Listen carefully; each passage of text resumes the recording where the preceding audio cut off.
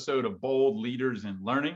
I'm your host, Brandon Busteed, Chief Partnership Officer of Kaplan, and I'm excited to have one of my friends that I've known across the EdTech industry now for, it's been a while, Bart. I want to peg the time, but it's been a while, and I have always been fascinated with the work you've been doing, the insights you've been digging up. Bart is the president and CEO of the EdTech Evidence Exchange. He spent the better part of his career thinking very carefully about how EdTech gets rolled out in schools, how it's utilized, what impact it has, and how to bring more transparency to all of this. So, Bart, first of all, thanks for joining today. I know we want to dive deep on this subject of the evidence around EdTech.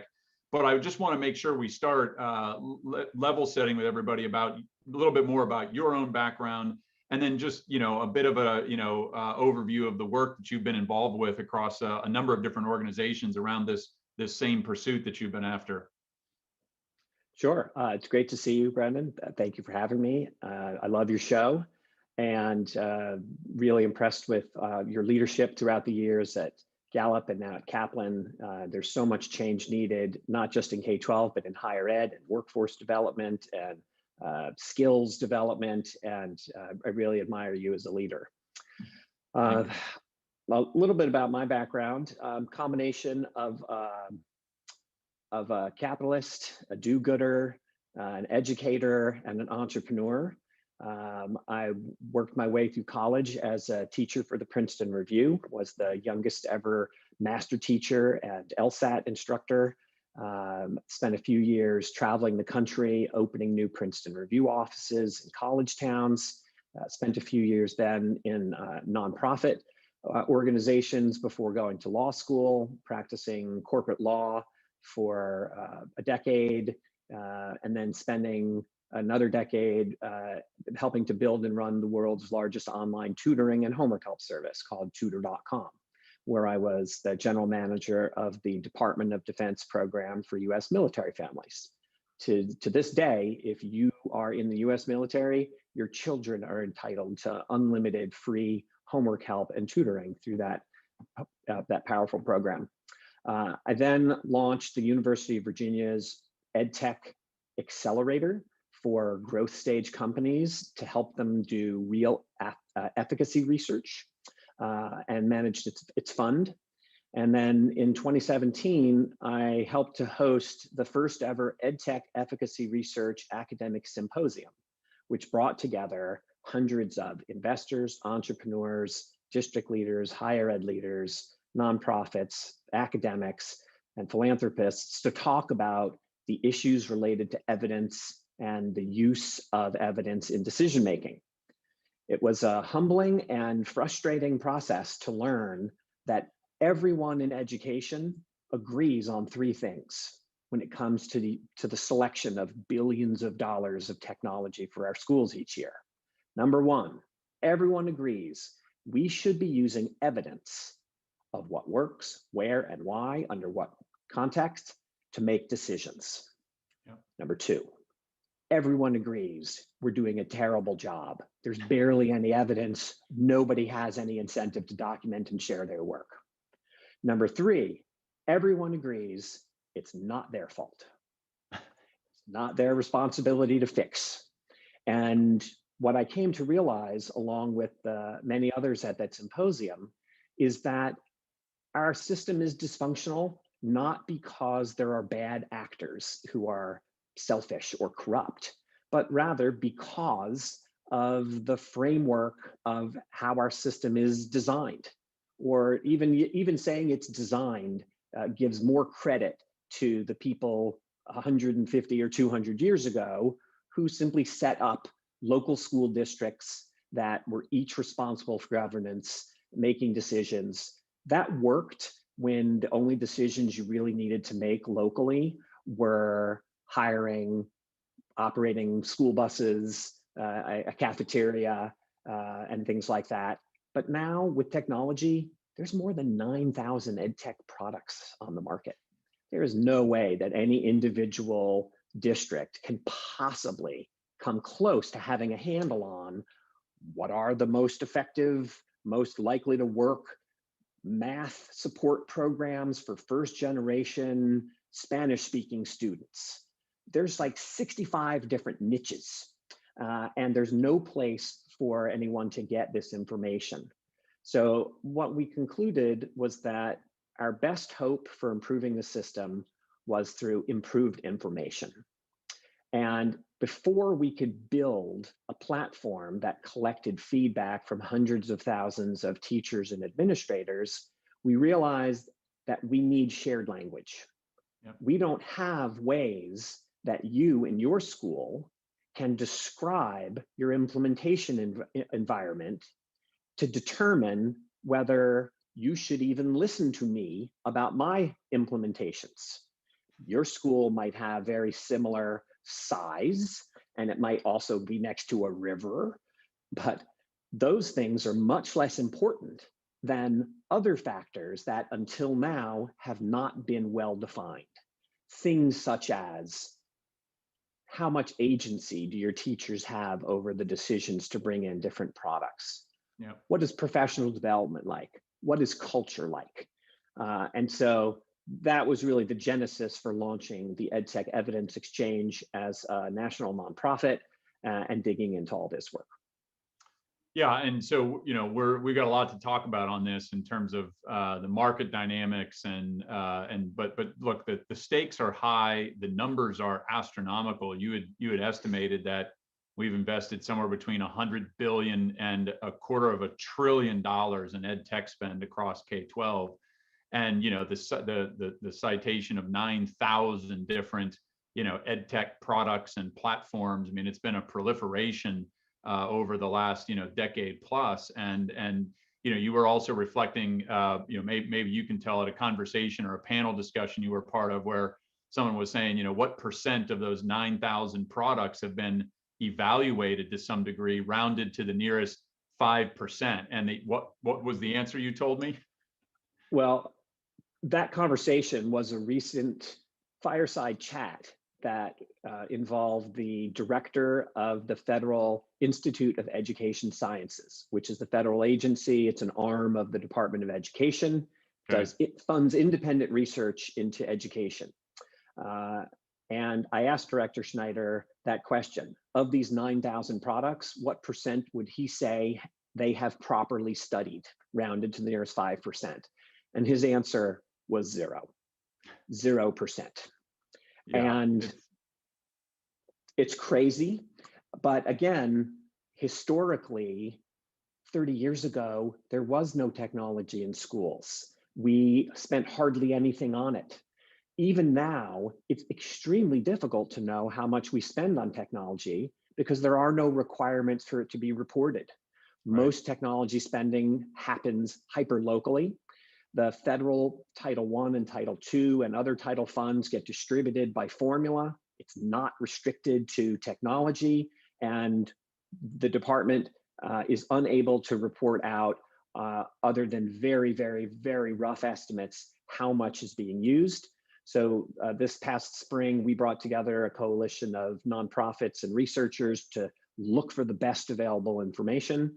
And what we found was, before pandemic spending exploded, we were spending $26 to $41 billion a year on technology for our schools. Yeah, it's big numbers, and we know it's growing, right? And look, I have to make one correction. There was technology in schools 30 years ago because I was there to witness it. It was an overhead projector. So I had to make sure we got the record straight on that front. But in all seriousness, one of the reasons why you and I hit it off very early on was linked to my experiences on this front as an entrepreneur. And it's a worthwhile story to share in the context of this, because I started a company shortly after I graduated from college, and it was aimed at addressing alcohol abuse issues among college students. We developed an online course and intervention that was designed with the goal, the mission, the purpose to reduce alcohol-related injuries, right, and negative consequences. And so from the very beginning, Bart, this was circa 2000, right? So I started the company shortly after Blackboard got underway. I mean, the term EdTech didn't exist back then, right? This is how old school this is. But, from the beginning, I was convinced that the holy grail was to prove the efficacy of the course, that if you were to give this to the whole incoming freshman class at a university, that there would be like a herd immunity effect, right? That on whole, it wouldn't change everybody's behaviors, but just enough where they're making slightly smarter decisions. They're looking out for one another. They understand blood alcohol content, right? All these, warning signs of alcohol poisoning. And that we could prove through independent studies that the course reduced some of those incidents. Well, so I'll shorten the story, but from the very beginning, we set out to try to get independent evaluators to evaluate it. Well, they wanted to be paid, right? Whether this was an independent consultant or a faculty member or whatever, the second you paid them as a company, right, it wasn't independent anymore. And so at one point, we found a student who was doing his doctoral dissertation and did an evaluation of it, right? That was helpful. We eventually got to a place 6 years into the business where the NIH funded a 30-school control study over 3 years of the program. It was submitted by an independent research organization, NIH funding. 3 years later, and then another year before it was published, there was outcome data that said it worked. Now, keep in mind the timeline. This is 10 years in, right? And by then, we had already sold it to a third of the colleges in the United States. They saw the quality of the content. So I sat there and it was like this Pyrrhic victory, right? I was like, wow, it took us a decade, but we've proven it works. But like, did it matter? Because at that point, it was already prolifically, utilized in the market. And so I just had this moment where I thought, should I not care about efficacy anymore? And so I'm a little jaded coming out of that experience, but like, should I give up on the idea? I mean, because like, here's the point. There's a lot of this technology that's become widely adopted with no evidence that it works. So is this just a sales and marketing game? Should we care about efficacy? Tell me why I should care about efficacy. Well, it depends on what hat you're wearing. If you're a parent or a student or a taxpayer or someone who cares about the future of our country, you should care deeply about this because we're in an extremely competitive global environment. We need our students empowered and supported. We have millions of students each year who drop out, tens of millions of others who fail to meet their potential because they're not given engaging, interesting opportunities to learn. And education technology, I believe, represents the single greatest potential return on investment for our education system. And what I mean by that is not to say that we shouldn't invest in bringing 1 million tutors into the system to help recover from the pandemic, or provide teachers with much more support and smaller class sizes and better training and less bureaucracy. But what I mean is we're already spending 26 to $41 billion a year on technology for our schools. But right now, it appears that well more than half of it is barely used or never used. Wow. So all we need to do is help our schools make better decisions about what to buy and how to properly implement it. That doesn't require any more spending. All it requires is for somebody to create a system that gives schools and teachers and administrators the incentive to document and share their work. This is what economists call a collective action problem. Right. Right now, you were in a school district in North Carolina and you spent 8 months struggling to implement a math support program. You have no incentive, no mechanism, or no vehicle currently for documenting your work so that people could learn from you and either avoid the mistakes you made and do the things that you eventually found to be most effective. So the problem we have is that on the micro level, nobody has these incentives. Right. Companies don't have incentives to say to their customers, hey, you're probably not going to have a very good implementation and only 15% of your students are going to use the product. That would be ridiculous. But because they want to make sales and they want to grow, and that's understandable. Also, companies are usually not the reason that products don't work. A product can thrive in these 50 schools, and in these 50 schools, it flops, but it's the same product. The Yep. difference is the contextual environment, Yep. agency, interoperability, training, support, too many things at once, dysfunctional processes. And so if you are in the education system, you want this stuff to improve, but you don't want to be the one to do the work because the return on investment for you isn't there. Just like it wouldn't make sense for your school district to spend $2 million studying an alcohol abuse prevention program when it would only cost $20,000 to license it. When 10,000 school districts make that same rational decision, nobody does the research, nobody shares their learning, products proliferate without knowing what works where and why. Yeah. So look, I mean, in short, right, there's evidence that a lot of this, first, a lot of money is being spent, that there's evidence that a very significant chunk of it is being wasted, right, or just entirely not utilized. One of the questions we got from the audience, relates to this a little bit, and I'm curious on your point. She asked, do you have recommendations for ensuring how, that low-income students have technology they need, right, including some of the basics, fundamentals that have been, I mean, these have been issues for a while, but the pandemic just laid them bare. Just access to Wi-Fi, or there's only one device in the house and there's multiple family members trying to utilize it, right? So how do I do my education when I don't even have access beyond the single, kind of point in the household? How can schools help there? How do we address the divide? Like, for example, half of this money being wasted, right? Like it could be repurposed into home Wi-Fi access or devices that students can take home with them that have that access. Like, just tell us where we are on the divide and what role school districts are playing or could play in that context. Those are great questions, Brandon. The silver lining, if there is one, of the pandemic is that it helped lay these issues bare. People now understand very clearly that simply sending a broadband wireless brick to a family's house doesn't solve the problem.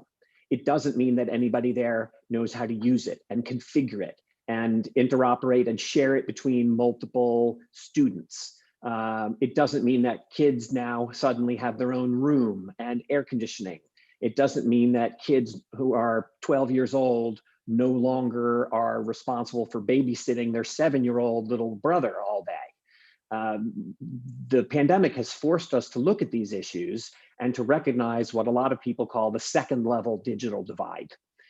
In order for technology to properly support students, it needs to be carefully selected, implemented, supported.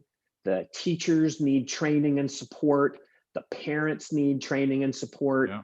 And schools are paying a lot more attention to this now. Something that everyone should be aware of is that the FCC, the Federal Communications Commission, has an emergency program in place that is now providing direct $50 a month subsidies to individual families for broadband. So anyone who isn't using that already should know about it. And anyone who's in a school district should be aware of it, so they make sure that they let their students know.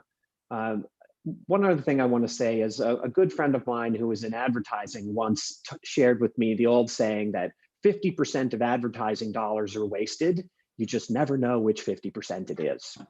Yeah. And with EdTech, a lot of it is wasted, but we can know what is not being used. There are an increasing number of companies out there like Learn Platform who have built businesses around helping school districts and states literally track what have they bought, how much does it cost, how often is it being used, and in increasing cases, is there evidence that it's correlated with improved student performance? So I view those types of products as table stakes. There's no excuse for a school to not know what it's using and how often. And in many cases, schools would likely be better off by reducing the number of products they buy by 30% and increasing the amount that they spend, both time and money, on the other products by 100%, to make sure that if they're doing something, they're doing it right and they're not Yep. doing too much at once. Yeah. Yeah. And, look, there's a lot to dive into here. It goes back to some of the points you started to talk about, which is, a standard framework for evaluation. What do we measure? What are the important things to measure? How do we put a common language around that so that we can get to this interoperability, right? Where a district can say, oh, this is something that based on my district and its characteristics could potentially work because it's worked in a similar one. And tell us, I know you've got a big report, I think, scheduled to be released next week, and the degree to which you can kind of talk about some of that. I know you've got some guidelines in there around the 10 ways to measure these types of attributes. So I'd love to hear some of those details about what's going to be released in that report. Sure.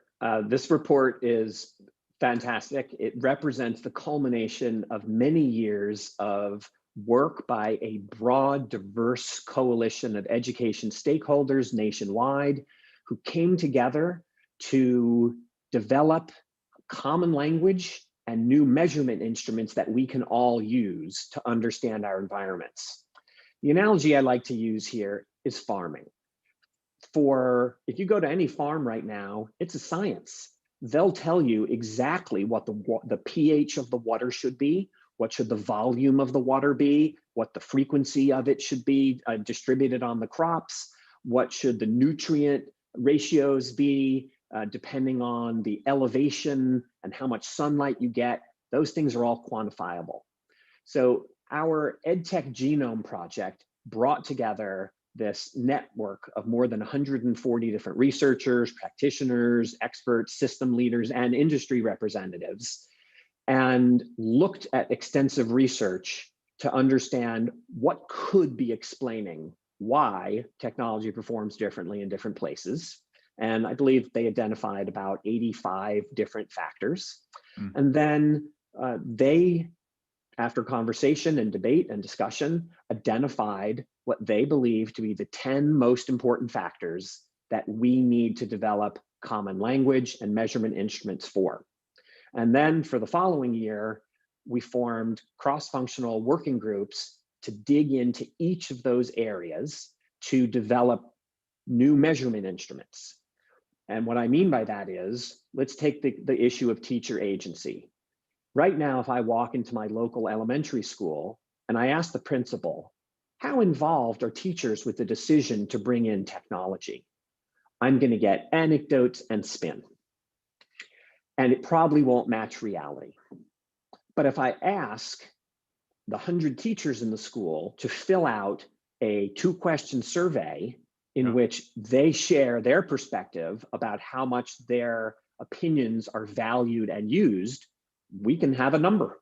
And we believe that the data will show, for example, that certain products are highly correlated with different teacher agency scores.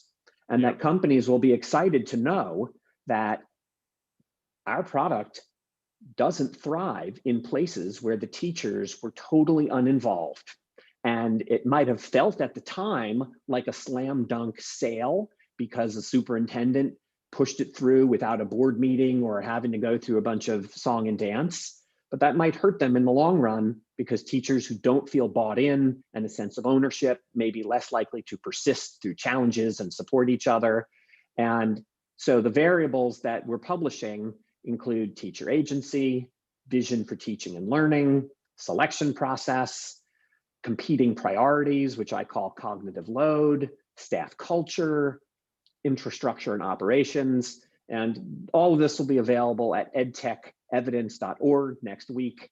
And people are welcome to take a sneak peek there now. But our hope is that once this report is released and we finish validating these measurement instruments, industry and educators and institutions will use this as an opportunity for self-reflection, to look at themselves and say, how are we doing when it comes to professional learning? What can we do to improve? And to the extent that they're not willing or ready to improve, at the very least, we want to help them find other districts and schools that are similarly situated to understand what things work in an environment that may not have formal selection processes or good teacher involvement or a strong staff culture. Because we see that these 9,000 EdTech products, many, if not most of them, work somewhere under some conditions. Right. And that's our goal, is to help people find their contextual peers so that they can learn from them. Yeah, and look, you've thought about the market dynamics and the model, right? You've launched this as a nonprofit organization for some very specific reasons. I would just love to have you comment on kind of the, why is the market broken, right? Maybe a little bit about like, why doesn't the federal government just create this, clearinghouse or invest in it, right? And then specifically, obviously, leads to like why you've landed on the model that you've created as a part of this new organization. Sure. Our long-term vision is for the EdTech Evidence Exchange to live up to its name, to essentially be a cooperative exchange where teachers and institutions come to exchange lessons learned with each other. But in order to attract people to come to the exchange, we need to first fill it with a critical mass of valuable information. Yeah. So if we can go out and collect feedback from 50,000 algebra teachers who each spend an hour telling us which EdTech algebra tools they've used, how did they get to their classrooms, what was the training like, the support, how did they interoperate, and what appear to be the results, that data can be extremely valuable to other educators as well as to companies and investors. But we first need to incentivize the folks out there who have had these experiences to share them. Yep. And in all other industries, where if you want to know things from professionals, you have focus groups, you pay people stipends, you take them out to steak dinners, you respect them as professionals because they have information that you need. The odd thing about the education market is that it's dysfunctional because of the way that the market forces don't apply to government agencies. When a school district buys a $300,000 program, if that program hasn't been implemented 6 months later, it's very often possible that no one will know. A couple months ago, the Dallas Morning News did an expose on the state of Texas purchasing an EdTech product and paying a company and committing to pay a company something like $400,000 a month and starting to pay it, even though 0 students per month were being served. Yeah, I remember the story. Yep.